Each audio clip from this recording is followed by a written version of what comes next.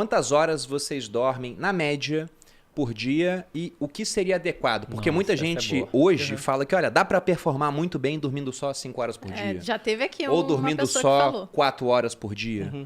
Qual seria hoje a opinião da ciência sobre isso? Para o adulto, você tem entre 7 e 9 horas de sono, né, com a média de 8 horas de sono. E tem um experimento muito interessante, estava até comentando com o professor Andrei ontem, que eles testaram algo semelhante a uma prova com 2 grupos. Um grupo que dormiu muito, e variou muito essas horas de sono entre 11 horas, 8 horas, 9, dentre os dias que iam praticar essa atividade intelectual.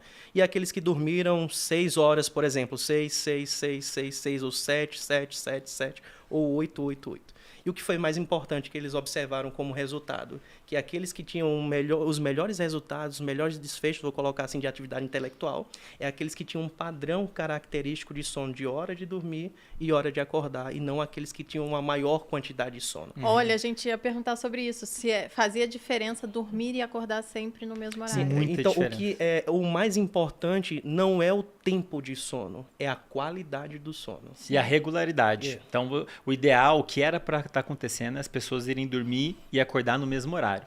O ideal mesmo seria isso acontecer naturalmente.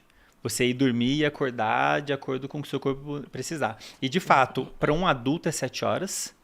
Na verdade, os dados, a gente tem dados. Você pega populações de milhares de pessoas, vê quanto elas estão dormindo e o que acontece com elas ao longo do tempo. Se você dorme menos que 7 horas, as chances de você desenvolver ansiedade aumentam, depressão, problemas cardiovasculares, doença neurodegenerativa, câncer.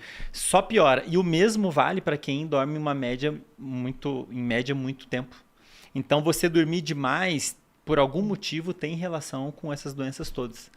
Então, a gente tem que ficar na faixinha adultos de 7 horas, regular, sempre no mesmo horário.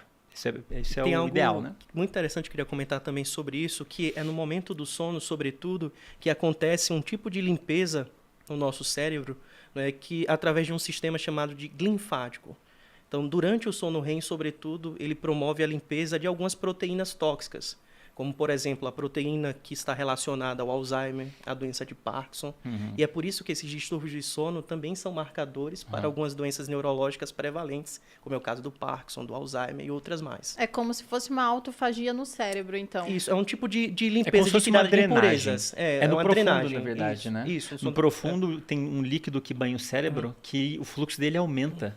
Ele lava o cérebro mesmo, como se fosse uma máquina de lavar, sabe? E tira dali substâncias que não podem acumular. Se elas acumulam, favorece um processo chamado de neurodegeneração, que é justamente a destruição desses neurônios que caracteriza Cara, aí. sono não é Genial. opcional, gente.